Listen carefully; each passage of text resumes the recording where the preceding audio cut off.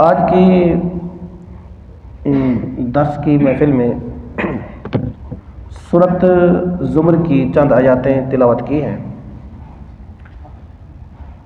اللہ تبارک و تعالیٰ نے ارشاد فرمایا وَالَّذِينَ اجْتَنَبُوا الطَّاغُوتَ أَن يَعْبُدُوهَا، وہ لوگ جنہوں نے اپنے آپ کو بچا لیا طاغوت سے۔ طاغوت سے مراد شیاطین بتوں سے۔ ان یعبدوها، کس چیز سے بچا لیا؟ اپنے آپ کو بتوں کی عبادت کرنے سے بچا لیا۔ وَأَنَابُوا إِلَى اللَّهِ، اور انہوں نے اللہ کی بارگاہ میں رجوع کیا۔ لَهُمُ الْبُشْرَى، ان کے لیے بشارت ہے، ان کے لیے خوشخبری ہے۔ فَبَشِّرْ عِبَادِ الَّذِينَ يَسْتَمِعُونَ الْقَوْلَ، محبوب آپ خوشخبری دیجئے میرے بندوں کو، میرے وہ بندے یستمعون القول، جو توجہ سے گفتگو سنتے ہیں، توجہ سے بات کو سنتے ہیں، میرے محبوب ان کو بشارت دیجئے۔ قول رسول کیا تھا؟ یا قول رسول ہی قول خدا ہے۔ میرے آقا کی زبان سے نکلی ہوئی جو بات تھی وہی الہی ہے، جو وہی تلاوت کی جاتی ہے مطلوب ہے، وہ قرآن پاک ہے۔ جو وہی تلاوت نہیں کی جاتی وہ حدیث مصطفیٰ ہے۔ فرمایا محبوب ان کو بشارت دیجئے جو گفتگو کو توجہ سے سنتے ہیں۔ فَيَتَّبِعُونَ أَحْسَنَا، توجہ سے گفتگو کو سننے کے بعد اس گفتگو میں سے جو حسین گفتگو میں سے جو سب سے زیادہ اچھی ہوتی ہے اس کی تابعداری کرتے ہیں۔ اولئک الذین ھداھم اللہ، یہ سعادت یہ ان کو کیسے ملی کہ توجہ سے گفتگو سنتے ہیں، پھر اس گفتگو میں سے جو سب سے اچھی بات ہے اس کی تابعداری کرتے ہیں۔ اللہ تعالیٰ فرماتے ہیں یہ اللہ نے ان کو ہدایت دی تھی۔ اولئک ھم اولو الالباب، اور دوسری بات یہ بھی تھی کہ وہ عقل والے بھی تھے۔ پتہ چلا کہ عقل ہوگا تو ہدایت بھی اثر کرے گی، اور عقل ہو پھر بھی اللہ تعالیٰ کی رحمت ہوتی ہے کہ ہدایت دینے والا تو میرا رب ہوتا ہے، ہدایت تو اللہ ہی دیتا ہے، تو فاعل ہدایت دینے والا رب ہے، اس ہدایت کو قبول کرنے والے وہ عقل مند ہے۔ پھر فرمایا کہ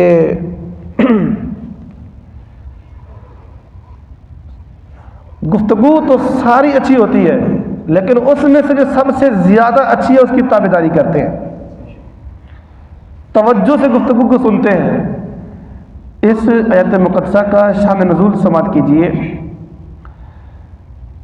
یہ آیت کریمہ کب نازل ہوئی؟ حضرت ابوبکر صدیق رضی اللہ تعالیٰ عنہ جب ایمان سے مشرف ہو چکے تھے تو آپ کے دوست تھے حضرت عثمان بن عفان رضی اللہ تعالیٰ عنہ، حضرت طلحہ، حضرت زبیر، حضرت عبد الرحمن بن عوف، حضرت سعد بن ابی وقاص، حضرت سعید بن زید رضی اللہ تعالیٰ عنہ محفل میں گئے، ان دوستوں سے ملے۔ جب ان دوستوں سے ملے تو آپ نے ان کو دعوت اسلام دی، آپ نے اپنے ایمان کو ظاہر کیا۔ جب آپ نے ایمان کو ظاہر کیا، آپ کا ایمان کو ظاہر کرنا تھا، اور آپ کا ایمان کتنا اعلیٰ تھا، آپ کی تبلیغ میں کتنی یعنی وہ تاثیر تھی کہ جیسے ہی پہلی فرصت میں آپ نے اپنے ایمان کو ظاہر کیا، یہ 6 کی 6 شخصیات، اور مزے کی بات یہ ہے حسن اتفاق دیکھیے، جو آپ کی وجہ سے اسلام لائے پہلی فرصت میں یہ 6 عشرہ مبشرہ صاحب بھی داخل ہیں، جن کے بارے میں آقا نے فرمایا دنیا میں کہ یہ جنتی ہے۔ فرمایا ابو بکر فی الجنہ، عمر فی الجنہ، عثمان فی الجنہ، علی فی الجنہ، زبیر فی الجنہ، ابو عبیدہ بن جراح فی الجنہ، عبد الرحمن بن عوف فی الجنہ، طلحہ فی الجنہ، سعد فی الجنہ، سعید فی الجنہ۔ یہ 10 کے 10 صحابہ کرام ہیں جنہیں مصطفیٰ نے دنیا میں خوشخبری دی تھی۔ یہ 10 کون سے ہیں؟ ان کو کیوں ملی تھی؟ اور بھی میرے حضور کے صحابی جنتی ہیں، خاص مقامات ہوتے ہیں جب رسول اللہ صلی اللہ علیہ وسلم نے قبلہ اول سے منہ پھیرا، خانہ کعبہ کی طرف منہ کیا تھا، تو مسجد قبلتین میں جب آپ نے منہ پھیرا تو آپ کا قبلے کی تحویل قبلہ میں جب منہ پھیرا تھا تو یہ 10 کے 10 صحابہ کرام نے بلا چون و چراں بلا تامل مصطفیٰ کے تابعداری فرماتے گئے۔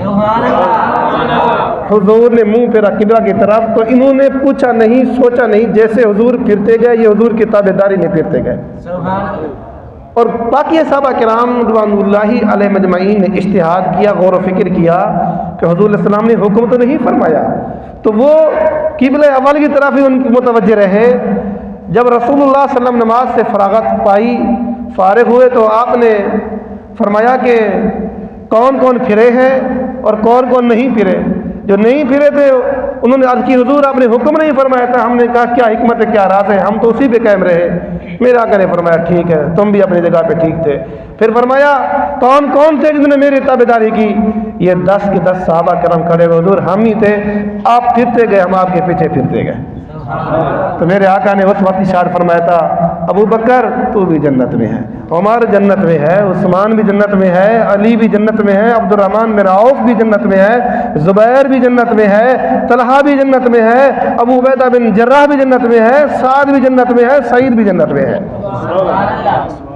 ان میں سے آپ حضرت عمر سعید کو نکالیں، حضرت علی المرتضیٰ شیر خدا کو نکالیں، حضرت ابو عبیدہ بن جراح رضی اللہ تعالیٰ عنہ کو نکالیں، باقی جتنے بچتے ہیں حضرت ابو بکر صدیق نے دعوت اسلام دی، باقی جو بچتے تھے یہ 6 کے 6 حضرت ابو بکر صدیق سمیت یہ 6 وہ صحابی ہیں پہلی فرصت میں حضرت ابو بکر صدیق کی دعوت پہ لبیک کہتے ہوئے مصطفیٰ کے سچے ہمیشہ کے لیے غلام بن گئے تھے۔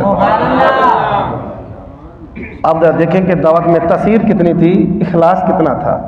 اور ابو بکر صدیق کا ایمان کتنا عظیم تھا کہ ایمان کو ظاہر کیا، اس کی برکت ایسے پہلے کہ فوراً دوست مسلمان ہو گئے۔ ایمان کی شان یہ ہے، میرے آقا نے ارشاد فرمایا میری ساری امت کے ایمان کو ایک ترازو پہ رکھ دیا جائے، ترازو کے ایک پلڑے پہ میری ساری امت کے ایمان کو رکھ دیا جائے اور میرے ابو بکر کے ایمان کو ترازو کے ایک پلڑے میں رکھ دیا جائے، فرمایا ساری امت کا ایمان ہلکا ہو جائے گا، میرے ابو بکر کا ایمان سب سے بھاری ہو جائے گا۔ حضرت ابو بکر کی ایمان کی یہ شان ہے، ان کی اخلاص کی یہ شان تھی۔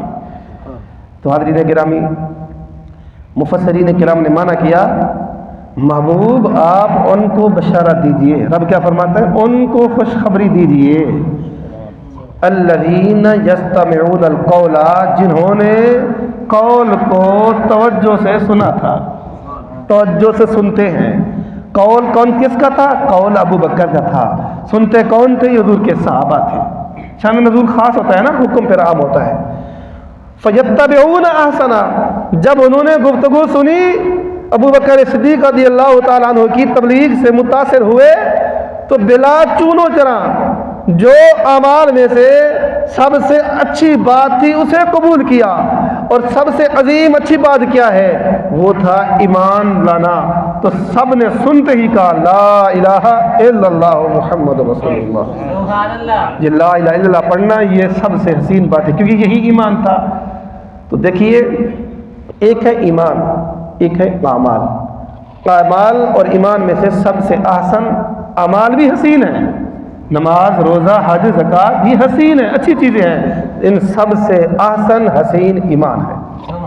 ایمان ہے تو یہ بھی نفع بخش ہے، ایمان نہیں تو پھر یہ بھی نفع بخش نہیں۔